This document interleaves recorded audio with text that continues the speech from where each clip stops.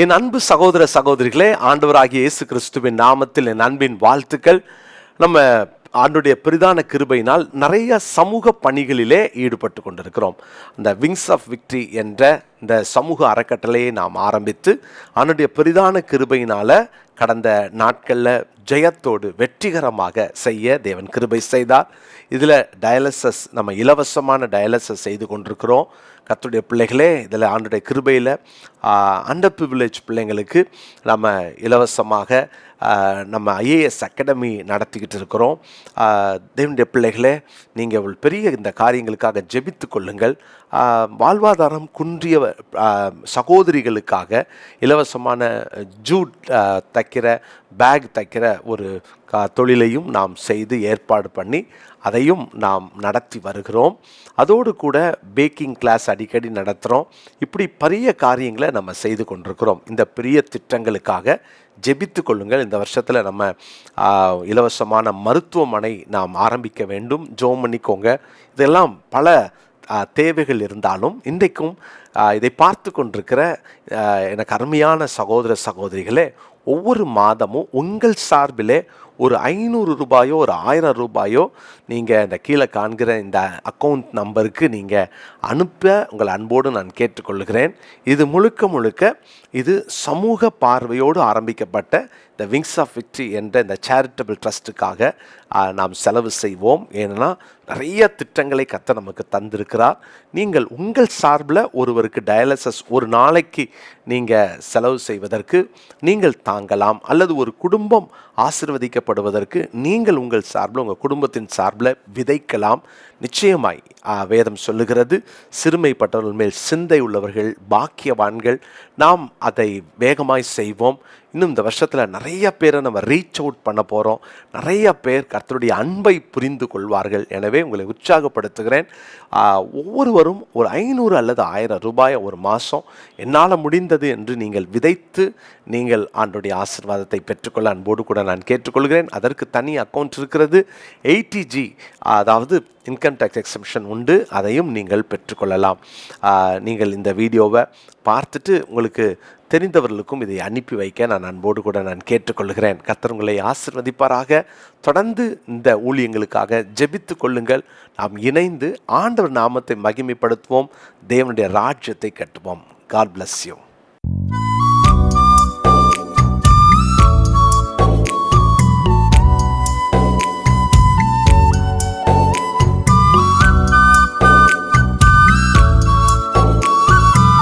என் அன்பு சகோதர சகோதரிகளே, ஆண்டவராகிய இயேசு கிறிஸ்துவின் நாமத்தில் என் அன்பின் வாழ்த்துக்கள். இன்றைய முத்து எனும் இந்த சிறிய தியானத்தின் மூலம் உங்களை சந்திப்பதில் மகிழ்ச்சி அடைகிறேன். இந்த நாளிலும் தேவன் நமக்கு வைத்திருக்கிற நன்மைகளை எப்படி சுதந்தரித்துக் கொள்வது என்பதை தான் நம்ம தியானிக்க போகிறோம். நன்மைகளை வைத்திருக்கிறார், அதை சுதந்தரிப்பதற்கு சில வழிமுறைகள் உண்டு. அது எப்படி சுதந்தரிக்க முடியும்? சங்கீதங்களின் புஸ்தகம் 65:11 நான் வாசிக்கிறேன். வருஷத்தை உம்முடைய நன்மையால் முடிசூட்டுகிறீர், உமது பாதைகள் நெய்யாய் பொழிகிறது. வருஷத்தை நன்மையால் முடிசூட்டுகிறீர். நமக்கு இந்த வருஷத்தில் நன்மைகளை வைத்திருக்கிறார். போதும் மறந்துடாதீங்க, தேவன் நன்மைகளை நம்ம மேலே அவர் பொழிந்தருளுகிறார்.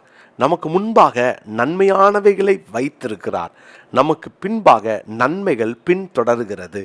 எவ்வளோ பெரிய பாக்கியம்! இதை சுதந்தரித்து ஜெபம் பண்ணுங்க. ஆண்டவரே, இந்த வருஷத்தில் நான் நன்மைகளை பார்க்கணும், நன்மைகளை சுதந்தரிக்கணும். அப்புறம் என் பிரதர் தீமை வந்துச்சு அப்படின்னு நினைக்கிறீங்களா? அந்த தீமையையும் நன்மைக்காக தேவன் மாற்றுவார். மறந்துடாதீங்க, யோசேப்புக்கு தீங்கு செய்தார்கள், தீமையை சந்தித்தான். ஆனால் ஒரு நாள் அதெல்லாம் நன்மையாக மாறியது. நீங்கள் சுயநலமாக சிந்திக்காமல் நீங்கள் எப்போல்லாம் தீங்கு வழியாக கடந்து போகிறீங்களோ அப்போல்லாம் சொல்லுங்கள், எனக்கு கர்த்தர் இதை நன்மையாய் மாற்றி என் மூலம் ஒரு பெருங்கூட்டம் ஆசீர்வதிக்கப்படும் அப்படின்றத நீங்கள் தைரியமாக சொல்லி ஜெபம் பண்ணுங்க. விசுவாசத்தோடு இருங்க. கர்த்தர் உங்களுக்கு நன்மையை தருவார். எப்படி இந்த நன்மையை பெற்றுக்கொள்ள முடியும்? நேற்று சொன்னேன், மீட்கப்பட்டவர்களுக்கு தான் அந்த நன்மை. இன்றைக்கு இன்னொரு வசனத்தை உங்களுக்கு சொல்லுகிறேன். சங்கீதங்களின் புஸ்தகம் 34ஆம் சங்கீதத்தின் 10வது வசனத்தை நான் வாசிக்கிறேன். 34ஆம் சங்கீதம் 10ஆம் வசனம், சிங்கக்குட்டிகள் தாழ்ச்சி அடைந்து பட்டினியாய் இருக்கும், கர்த்தரை தேடுகிறவர்களுக்கோ ஒரு நன்மையும் குறைவுபடாது. கர்த்தரை தேடுகிறவர்களுக்கோ ஒரு நன்மையும் குறையப்படாது. எவ்வளோ நல்ல ஆண்டவர் பார்த்தீங்களா? அவரை தேடுகிறவர்களுக்கு ஒரு நன்மையும். அப்போ யாருக்கு அந்த நன்மையை வைத்திருக்கிறார்? அவரை தேடுகிறவர்களுக்கு நன்மை. நம்ம இந்த வருஷத்தில் நிறைய நன்மை வேணும்னு ஜெபம் பண்ணியிருக்கலாம். ஒரு நன்மையான காரியம் என் வீட்டில் நடக்காதா? ஒரு நல்லது நடக்காதா? நல்லது, தேவன் நமக்கு நன்மையை வைத்திருக்கிறார். ஆனால் இந்த நன்மையை சுதந்திரித்து கொள்வதற்கு தேவன் நம்மிடத்தில் எதிர்பார்க்கிற மிக முக்கியமான காரியம் என்னன்னா, அவரை தேடணும். பாருங்களேன், நன்மையை நாம் தேவன் வைத்திருக்கிற நன்மையை பெற்றுக்கொள்ளணும் அப்படின்னா தேவனை தேடணும். சில நேரம் உலக பிரகாரமான சில நன்மைகளுக்காக நம்ம உலக பிரகாரமான காரியங்களை தேடுவோம். நான் உயர்வு பெறணும், அலுவலகத்தில் ரொம்ப உயர்ந்த ஸ்தானத்தில் உயர்ந்த பதவிக்கு வரணும் அப்படின்னு சொல்லிட்டு நம்ம என்ன தெரியுமா பண்ணுவோம்? அங்கே கிடந்து அதிகமாக உழைப்போம். படிப்பில் ஃபஸ்ட் எடுக்கணும், நான் கோல்டு மெடலிஸ்ட் ஆகணும், அது படிப்பில் ரொம்ப கவனம் செலுத்துவோம். நல்லது, நம்ம உழைக்கணும், படிக்கணும், நல்லா நம்ம சம்பாதிக்கிறதுக்கு நம்ம உழைச்சா தானே சம்பாதிக்க முடியும். ஆனால் இவைகளுக்கெல்லாம் தேவன் ஒரு ஆசீர்வாதத்தை, உண்மையான ஆசீர்வாதத்தை அவர் வைத்திருக்கிறார். அதை பெற்றுக்கொள்ளணுமா, அந்த நன்மையை சுதந்திரிக்கணுமா, என்ன செய்யணும் தெரியுமா? வேதத்தில் வாசிக்கிறோம், கர்த்தரை தேடணும். வேதம் ரொம்ப முக்கியமான ஒரு காரியத்தை நமக்கு அறிவுறுத்துகிறது. எவ்வளோ பெரிய நன்மையாக இருந்தாலும் அதை சுதந்திரித்து கொள்ளணும் அப்படின்னு சொன்னால் நம்ம ஒரு காரியத்தில் கவனமாக இருக்கணும். யோவான் சுவிசேஷம் 15ஆம் அதிகாரம் 5ஆம் வசனம், நானே திராட்சை செடி, நீங்கள் கொடிகள். ஒருவன் என்னிலும் நான் அவனிலும் நிலைத்திருந்தால் அவன் மிகுந்த கனிகளை கொடுப்பான். என்னை அல்லாமல் உங்களால் ஒன்றும் செய்யக்கூடாது. ஆண்டவர் சொல்கிறார், என்னை அல்லாமல் உங்களால் ஒன்றும் செய்யக்கூடாது. நீங்கள் ஆண்டவர் இல்லாமல் நான் செஞ்சிருவேன், அதை பண்ணிடுவேன், இதை பண்ணிடுவேன்னு நினைக்கிறீங்களா? இன்றைக்கி அது சக்ஸஸாக காணப்படலாம். ஆனால் ஒரு நாள் அது அது நமக்கும் ஆசீர்வாதமாக இருக்காது, மற்றவங்களுக்கும் ஆசீர்வாதமாக இருக்காது. கர்த்தருடைய பிள்ளைகளே, நீங்கள் தேவனை தேட இன்றைக்கி ஒரு தீர்மானம் எடுங்க. ஏன்னா ஆண்டவருடைய வார்த்தையை பாருங்களேன். சங்கீதங்களின் புஸ்தகம் 14ஆம் சங்கீதத்தின் 2வது வசனத்தை நான் வாசிக்கிறேன். தேவனுடைய வார்த்தையை பாருங்கள். 14:2, தேவனை தேடுகிற உணர்வுள்ளவன் உண்டோ என்று பார்க்க கர்த்தர் பரலோகத்திலிருந்து மனுபுத்திரரை கண்ணோக்கினார். உணர்வுள்ள ஒரு மனுஷன், தேவனை தேடுற உணர்வுள்ளவனை கர்த்தர் தேடுகிறார், கர்த்தர் பார்க்கிறார். ஒருவனையும் பார்க்க முடியலையா? உணர்வோடு கர்த்தரை தேடுகிறவங்க இருக்காங்களா? தேவனை தேடுகிற உணர்வுள்ள மனுஷன் இன்னைக்கு கர்த்தரை தேடணும், காலையில் நான் முழங்கால முடக்கணும் தேவ சமூகத்தில்னு சொல்லி தேவனை தேடுகிற மனிதர்களை கர்த்தர் இன்னைக்கு எதிர்பார்க்கிறார். இன்னைக்கு ஆண்டவரை தேடுறோமா? ஆண்டவரை தேடுற அந்த பழக்கத்தை நாம் வைத்திருக்கிறோமா? ஒருவேளை கர்த்தரை இன்னைக்கு தேடாமல் இருந்திருந்தா, தேவனை தேடாத ஒரு அனுபவம் இன்னைக்கு உங்களுக்குள்ளே இருந்தால், தயவு செய்து கர்த்தரை தேடுவதற்கு இன்னைக்கு உங்களுடைய இருதயத்தை செலுத்துங்க. காலையில் எழுந்து ஆண்டவர்கிட்ட முழங்கால் படிட்டு அவர் முகத்தை நான் பார்க்காம என் வேலையை ஆரம்பிக்க மாட்டேன் அப்படின்னு ஒரு முடிவு எடுங்களேன். நைட்டு படுக்கிறதுக்கு முன்னால் நான் தேவனுடைய சமூகத்தில் போய் என்னை பரிசுத்தப்படுத்தி கொண்டு அவருடைய சமூகத்தில் தான் நான் இளைப்பாருவேன், நித்திரை பண்ணுவேன், கண்ணை மூடுவேன் சொல்லி நீங்கள் உங்கள் பெட்டுக்கு போங்களேன். கர்த்தருடைய பிள்ளைகளை, ஒரு நாளும் தேவனை தேடாமல் இருக்காதீங்க. சரி, காலையிலையும் நைட்டும் தேடினா போதுமா? எந்த வேலை செய்வதற்கு முன்பாகவும் ஜெபியுங்க. எந்த வேலை செய்வதற்கு முன்னாலும் கேளுங்க, ஆனால் நீங்கள் எல்லாமே என்னால் இதை செய்யக்கூடாது, எனக்கு ஹெல்ப் பண்ணுங்கள், உங்கள் கிருபையை தாங்க, ஞானம் தாங்கன்னு கேளுங்க. சின்ன சின்ன காரியம், ஒரு சின்ன கடைக்கு போனால் கூட ஜோம் பண்ணுங்க, கர்த்தரை தேடுங்க, கர்த்தரை தேடுங்க. சொல்லுங்கள், நீங்கள் வாங்க, என் கூட வாங்கன்னு சொல்லுங்களேன். அந்த இன்டிமெசியை வளர்த்துக்கோங்க. பிரியமானவர்களே, சின்ன சின்ன காரியம் தானே, இதுக்கெல்லாமா ஜோம் பண்ணுவாங்க? ஜோம் பண்ணுங்க. எல்லாத்துக்கும் ஸ்தோத்திரம் பண்ணுங்க, எல்லாத்துக்காகவும் தேவனை தேடுங்க, எல்லாத்துக்காகவும். பெரிய காரியம், இதில் டாக்டர்ஸ் கைவிட்டாங்க, இல்லை ஒன்றுமே பண்ண முடியாது, அதில் தான் தேவனை தேடுறதா? இல்லை, சின்ன விஷயத்திலே கர்த்தரை தேடிருங்களேன், சின்ன பிரச்சனையிலே கர்த்தரை தேடிருங்களேன். உங்களுக்கு பெரிய நன்மைகளை கர்த்தர் வைத்திருக்கிறார். பாருங்கள், நன்மை தானாக வரும். அவர் நமக்காக நன்மையானவைகளை ஆண்டவர் செய்ய போகிறார். நன்மையானவைகளை நாம் சுதந்திரித்து கொள்ள போகிறோம். ஆனால் அவரை தேடுகிற இருதயத்தை, தேடுகிற மனிதர்களை கர்த்தர் எதிர்பார்க்கிறார். சங்கீதம் 40ஆம் சங்கீதத்தின் 16வது வசனத்தை நான் வாசிக்கிறேன். சங்கீதம் 40:16, உம்மை தேடுகிற அனைவரும் உமக்குள் மகிழ்ந்து சந்தோஷப்படுவார்களாக. ஆமேன். தேவனை தேடுகிறவர்கள் தேவனுக்குள் மகிழ்ந்து சந்தோஷப்படுவார்களாக.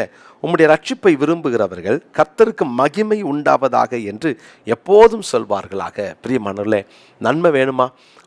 அவரை தேடி எப்போதும் அவருக்குள் கிடைக்கிற அந்த மகிழ்ச்சியை பெற்றுக்கொள்வோம். ஆண்டவரை தேடுறவங்களுக்கு அவருக்குள் ஒரு பெரிய மகிழ்ச்சி. ஆண்டவரை தேடிட்டேன், அவர் எனக்கு ஒரு நன்மையும் குறைவுபட விடமாட்டார் அப்படின்னு சந்தோஷமாக சொல்லுங்கள். இன்றைக்கி சொல்லுங்கள், ஏன் பிரதர் அப்போ நேற்று நன்மை குறைஞ்சிருச்சு, ஆண்டவர் ரெட்டிப்பான நன்மையை வச்சுருக்கிறாரு. பயப்படாதீங்க. ஆண்டவரை தேடுறதுனால சில நன்மை குறையுதா, உங்கள் பார்வைக்கு அது நன்மை, ஆனால் தேவனுடைய பார்வையில் அது நன்மையாக இருக்காது. அப்போ ஏன் ஆண்டவர் தடுத்தாரு? நல்லதுக்காக தான். நன்றி சொல்லுங்களேன். அதனால தான் தேவனை தேடுறவங்களை என்ன ஆவாங்களாம் பாருங்களேன், அவருக்குள் மகிழ்ந்து சந்தோஷப்படுவார்கள். அப்படின்னா அவருக்குள் மகிழ்ந்து சந்தோஷப்படுவார்கள்னா பாருங்கள், ரெண்டு விஷயம், மகிழ்ச்சி சந்தோஷம். என் வாழ்க்கையில் கிடைத்த காரியத்திற்காக வருகிற அனுபவம் மகிழ்ச்சி, கிடைக்க போகிற காரியத்துக்காக வருகிறது சந்தோஷம். அப்போது அந்த மகிழ்ச்சியையும் சந்தோஷத்தையும் தேவன் நமக்காக வைத்திருக்கிறார். அப்போது நம்ம ஒரு காரியத்தை மறந்துடாதீங்க. அந்த மகிழ்ச்சியையும் சந்தோஷத்தையும் நீங்கள் அனுபவிக்கிறவர்களாக இருக்கணும். எப்போ தெரியுமா? அத்திமரம் துளிர்விடாமல் போனாலும், இல்லையா, திராட்சை செடி பலன் கொடுக்காமல் போனாலும், மந்தையில் முதலற்று போனாலும், நான் கர்த்தருக்குள் நான் எப்போதும் சந்தோஷமாக இருப்பேன். ஏன் தெரியுமா? எனக்கு இல்லையே, அப்புறம் எப்படி? நன்மைக்கு தான், இது நன்மைக்கு தான், இதுவும் நன்மைக்கு தான். அப்போ எப்போ இந்த உணர்வு வரும் அப்படின்னா, கர்த்தரை தேடுகிறவர்களால் தான் இதை சொல்ல முடியும். இன்னிலேருந்து தேவனை தேடுங்க. கர்த்தரை தேடுகிறவர்களுக்கு ஒரு நன்மையும் குறைப்படாது. வருஷத்தை நன்மையால் முடிச்சுட்டுக்கிறவர் இந்த வருஷத்தில் உங்களுக்கு நன்மைகளை வைத்திருக்கிறார். எல்லாவற்றுக்காகவும் நன்றி சொல்லுங்கள். ஆண்டவர்களை ஆசீர்வதிப்பார். அந்த நாளுக்குரிய மனப்பாட வசனத்தை குறித்து கொள்ளுங்கள். சங்கீதம் 40:16. சங்கீதம் 40:16. ஜோம் அல்லாமா. நல்ல தகப்பனே, நாங்கள் ஆண்டவரை எல்லாவற்றிலும் உம்மை தேட, எல்லாவற்றுக்காகவும் உம்மை தேட, எப்போதும் தேட, ஆண்டவர் எந்த நிலையிலும் உம்மை தேட எங்களுக்கு கிருபை தாரும். அர்ப்பணிக்கிறோம். உம்மை தேடாமல் ஒரு நாள் கூட எங்கள் நாட்களை துவங்கவோ முடிக்கவோ கூடாது. எல்லா சூழ்நிலையிலும் உம்மை தேடிட எங்களுக்கு உதவி செய்யுங்க. ஆண்டவரே, தாழ்த்தி உமது கரங்களை ஒப்பு கொடுக்குறோம். உம்மை தேடுகிற அந்த நல்ல அனுபவத்தை எங்கள் வாழ்க்கையில் நாங்கள் எப்போதும் வைத்து கொள்ள உதவி செய்யும். கர்த்தர் ஆயத்தம் பண்ணி வச்சிருக்கிற அந்த பெரிய நன்மைக்காக ஸ்தோத்திரம். உம்முடைய நாமம் மகிமைப்படட்டும். இயேசுவின் நாமத்தில் ஜெபிக்கிறோம் பிதாவே, ஆமென்.